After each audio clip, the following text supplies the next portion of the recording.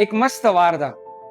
એક વખત એક વ્યક્તિના સપનામાં ભગવાન આવે છે અને ભગવાન આવી અને કહે છે કે બોલ બેટા, તારે શું જોઈએ છે?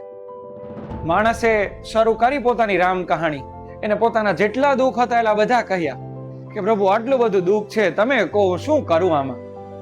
તો ભગવાન કે સારું, કાંઈ વાંધો નહીં, તું એક કામ કર, તારા જેટલા દુઃખ છે ને બધા કાગળ ઉપર લખી અને મને દે. પેલા માણસે કાગળ અને પેન લઈને બધા દુઃખ પોતાને એક પછી એક જેટલા એટલા બધા લખી દીધા અને ભગવાનને ચિઠ્ઠી દીધી હાથમાં. તો ભગવાન કે ઉભો રહે, આ ચિઠ્ઠી તારી પાસે જ રાખ. જો ત્યાં પેલું ઝાડ તને દેખાય છે? માણસ કે હા. એ ઝાડ પાસે જા, ત્યાં ઘણી બધી ચિઠ્ઠી લટકે છે, જોજે. હવે એમાંથી તારે જે ચિઠ્ઠી જોઈએ એ લઈ લેજે અને આ ચિઠ્ઠી ત્યાં મૂકી દેજે.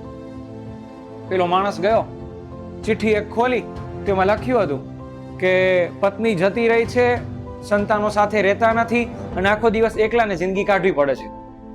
મૂકી દીધી. અને બીજી ચિઠ્ઠી લીધી, કેન્સર રોગ છે, પત્ની મૃતાવસ્થા છે અને દીકરો દીકરી કોઈ બોલાવતા નથી.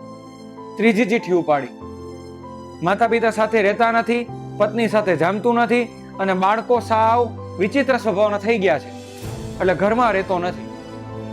3 ચિઠ્ઠી જોઈને તો માણસ થાકી ગયો. એને ખબર પડી ગઈ કે બધી ચિઠ્ઠીમાં આવું જ દુઃખ છે. એટલે ભગવાન પાસે આવે છે અને કહે છે કે હે પ્રભુ, હું તમારાથી ખૂબ રાજી છું અને તમારી મારા ઉપર કેટલી કૃપા છે.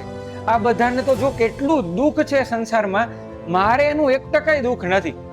મને મારું દુઃખ જે છે મને વાલું છે, એ દુઃખ નથી, સુખ જ છે ને આપની કૃપા છે. હું એમ સમજીને પાછો જવાની ઈચ્છા ધરાવું છું. ભગવાન કે તથાસ્તુ.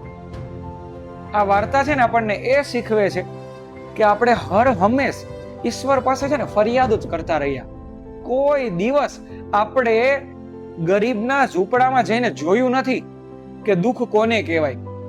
સાહેબ, એને કદાચ એક રોટલી સાંજે મળી જાય ને તો એ પોતાની જાતને ધન્ય માને, ઈશ્વર સામે જોઈ અને આભાર માને કે હે ભગવાન, આજે તારી અસીમ કૃપા કહેવાય અમારી ઉપરની કે આજે અમને ભૂખ્યા સુવડાવ્યા નહીં. તે નહીંતર ઘણા એવા લોકો છે જેને રાત્રે એમનેમ સૂવું પડે છે.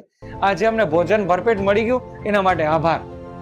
બીજા દિવસની એ ચિંતા નથી કરતા અને આપણે આગળના દિવસોનું એટલું ભેગું કરી અને એટલું હોવા છતાંય જ્યારે મંદિરમાં જાય ને ત્યારે 2 હાથ જોડીને ભીખ માંગવાનું જ કામ કરીએ કે ભગવાન હજી આટલું દઈ દે, આ બાકી રહી ગયું આટલું દઈ દે.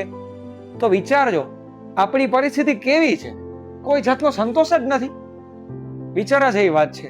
પણ જો આ તમને સાચી લાગતી હોય તો પ્લીઝ મને આમાં કોમેન્ટ કરીને જણાવો અને લાઈક કરો, શેર કરો, સબસ્ક્રાઇબ કરો. Thank you.